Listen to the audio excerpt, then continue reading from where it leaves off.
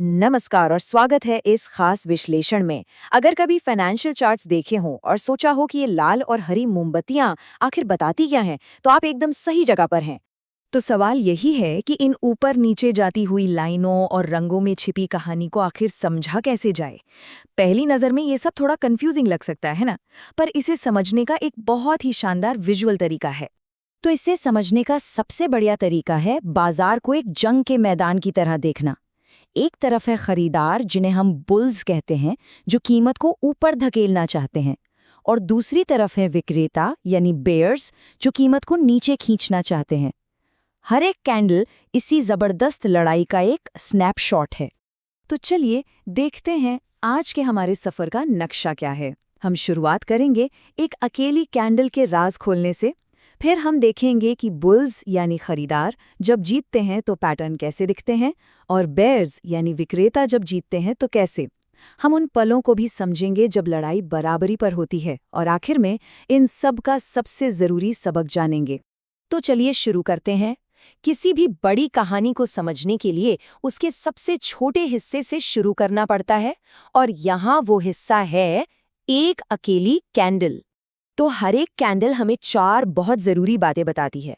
उस time period में कीमत कहाँ पर खुली यानी ओपन, कहाँ तक सबसे ऊपर गई यानी हाई, कहाँ तक सबसे नीचे गई यानी लो, और आखिर में बंद कहाँ हुई यानी क्लोज। इसे ही शॉर्ट में OHLC कहते हैं।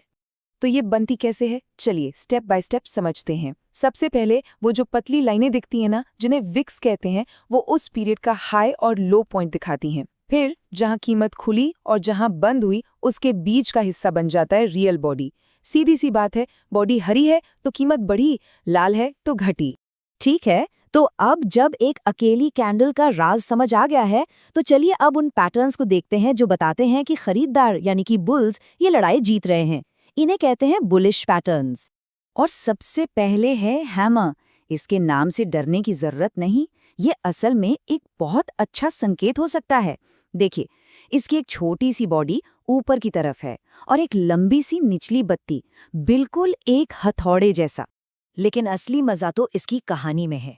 सोचिए, मार्केट गिर रहा था, विक्रेताओं ने कीमत को बहुत नीचे धकेल दिया, लेकिन फिर अचानक खरीदारों ने जोरदार वापसी की और कीमत को वापस ऊपर खींच लिया। ये खरीदारों की एक बड़ी जीत है, और ये संकेत है कि शायद अब ट्रेंड बदलने वाला है।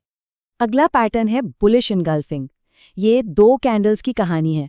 यहाँ एक छोटी सी बेचने वाली लाल कैंडल को अगली ही खरीदने वाली हरी कैंडल पूरी तरह से ढक लेती है, या कह सकते हैं निगल लेती है। यहाँ कहानी एकदम साफ है।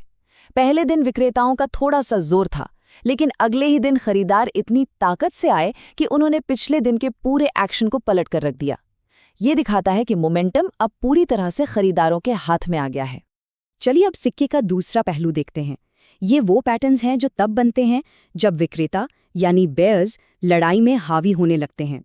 अब ये है शूटिंग स्टार, और जरा ध्यान से देखिए, ये हैमर का एकदम उल्टा, एक मिरर इमेज जैसा है। छोटी बॉडी नीचे की तरफ और एक लंबी सी ऊपरी बत्ती। तो यहाँ कहानी एकदम पलट जाती है। खरीदारों ने कीमत को और ऊपर ले जाने की पूरी कोशिश की, पर वो कामयाब नहीं हुए। ऊपर से विक्रेताओं ने इतना जोरदार हमला किया कि कीमत वापस नीचे आ गिरी। ये दिखाता है कि खरीदारों की ताकत अब खत्म हो रही है। तो देखिए, ये दोनों पैटर्न एक ही सिक्के के दो पहलू हैं, हैमर और शूटिंग स्टार। एक ही लड़ाई, बस नतीजा अलग। हैमर में खरीदार नीचे से वापसी करते हैं, और शूटिंग स्टार में विक्रेता ऊपर से नियंत्रण छीन लेते हैं। और जैसे बुलिश इनगल्फिंग था, ठीक उसी का एक बेरिश वर्जन भी है, बेरिश इनगल्फिंग। यहाँ एक छोटी हरी कैंडल को अगली बड़ी लाल कैंडल पूरी तरह से निगल लेती है। यहाँ भी कहानी एकदम सीधी और साफ है। खरीदारों का थोड़ा सा नियंत्रण था, लेकिन फिर विक्रेताओं ने इतनी जोरदार बिकवाली की कि उन्होंने खरीदारों के पूरे असर को खत्म कर दिया। ये एक जबरदस्त संकेत है कि अब बाजार का रुख नीचे की तरफ हो सकता है। तो कभी कभी ऐसा भी होता है कि लड़ाई में कोई जीत ही नहीं रहा होता, दोनों तरफ से जोर बराबर का लगता है और बाजार में एक ठहराव सा आ जाता है, एक कन्फ्यूजन की स्थिति बन जाती है। इस स्थिति को डोजी नाम की कैंडल दिखाती है। डोजी तब बनती है जब ओपन और क्लोज प्राइस लगभग एक ही जगह पर हों।